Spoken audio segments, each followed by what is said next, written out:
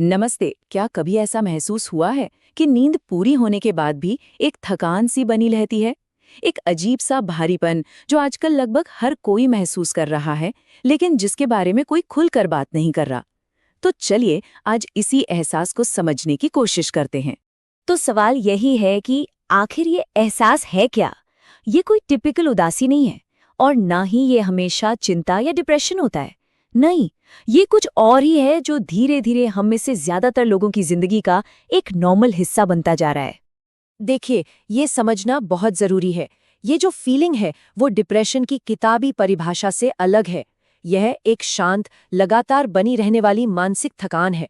एक ऐसा बोझ जो सुबह उठने से लेकर रात को सोने तक हमारे साथ चलता है। और जब कोई पूछता है कि कैसे हो, तो हमारा जवाब लगभग हमेशा यही होता है ना? मैं ठीक हूँ, बस थोड़ा बिजी हूँ। ये एक तरह का ऑटोमेटिक जवाब बन गया है जो उस गहरी मानसिक थकावट को छुपा लेता है जिसे असल में हर कोई महसूस कर रहा है।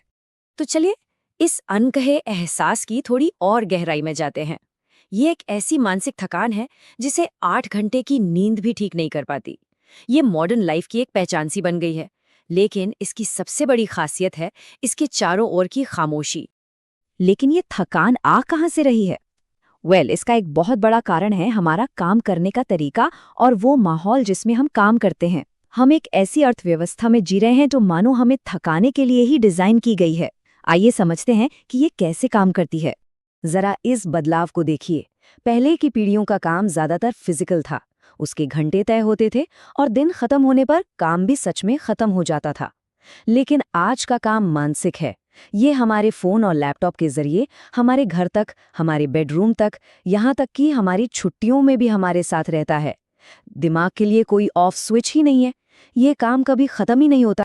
और इसी कॉन्सेप्ट को रिसर्चर्स बर्नआउट इकोनॉमी कहते हैं।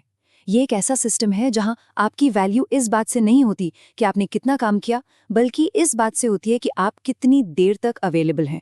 हमेशा ऑन रहना अच्छा काम करने से ज्यादा जरूरी माना जाता है।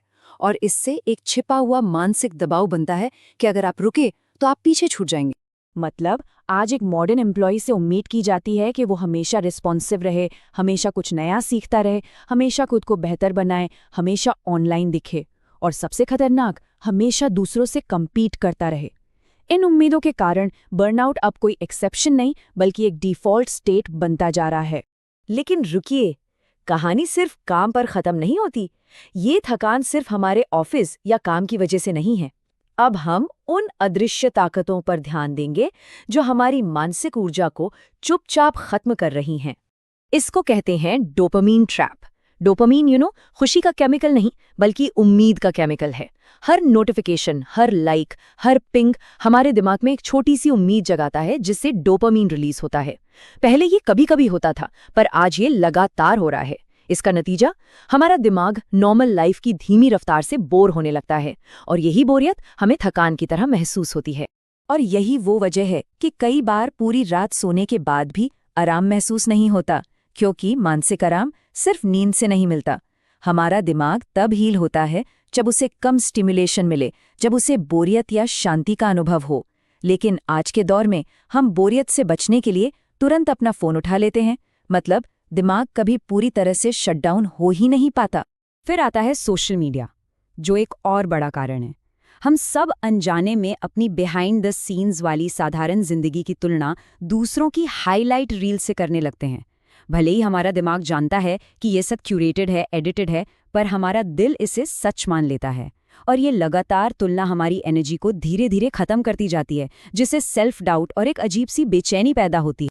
और इन सब के ऊपर है डिसीजन फटीग, यानी फैसले लेने की थकान। आज हमें हर दिन सैकड़ों छोटे छोटे फैसले लेने पड़ते हैं। क्या देखें, क्या खाएं, किसका मैसेज पहले पढ़ें, किसे इग्नोर करें। हर छोटा फैसला, चाहे वो कितना भी मामूली क्यों ना हो, हमारी मेंटल बैटरी का एक छोटा सा हिस्सा इस्तेमाल करता है। शाम तक हमारा दिमाग पूरी तरह थक चुका होता है, भले ही हमने फिजिकली कुछ भी ना किया हो। तो सवाल ये है कि इस चुप्पी को तोड़ के समाधान तक कैसे पहुंचा जाए? और इसका जवाब और ज्यादा प्रोडक्टिव बनने में नहीं है, बल्कि कहीं और है। पता है इस थकान के साथ सबसे बड़ी दिक्कत क्या है? ये दिखती नहीं है। इसके कोई निशान नहीं होते, कोई बाहरी संकेत नहीं। और इसीलिए इसे अक्सर एक पर्सनल कमजोरी मान लिया जाता है, जिससे लोग चुपचाप इसे अकेले झेलते रहते हैं। तो फिर असली हल क्या है? ये स्लाइड इसे बहुत अच्छे से समझाती है। समाधान ज्यादा प्रोडक्टिविटी या ज्यादा अनुशासन में नहीं है। असली मदद मिलती है स्टिमुलेशन यानी उत्तेजना को कम करने से, मतलब फोन को दूर रखकर सच में बोर होने से, मानसिक सीमाएं बनाने से, जैसे काम के बाद नोटिफिकेशन बंद करने से, और बोरियत को दुश्मन नहीं बल्कि दिमाग के लिए आराम का एक मौका समझने से। हमें अपनी जिंदगी में कुछ जोड़ने की नहीं बल्कि कुछ घटाने की जरूरत है। और सबसे जरूरी बात जो हम सबको याद रखनी है वो ये है, ये थकान कोई पर्सनल फेलियर नहीं है, ये उस सिस्टम का नतीजा है जिसमें हम सब जी रहे हैं। तो गलती हमारी नहीं बल्कि उस सिस्टम की है जो इंसान को एक मशीन की तरह देखता है। तो फिर हम ठीक होने की शुरुआत कैसे करें? शायद पहला और सबसे जरूरी कदम है इस अदृश्य बोझ को एक नाम देना और ये मानना कि हम इसमें अकेले नहीं हैं। अगली बार जब कोई पूछे कैसे हो, तो बिजी हूं कहने की जगह शायद हम कुछ और कह सकते हैं, क्योंकि जब तक हम सब चुपचाप थके रहेंगे तब तक कुछ नहीं बदलेगा।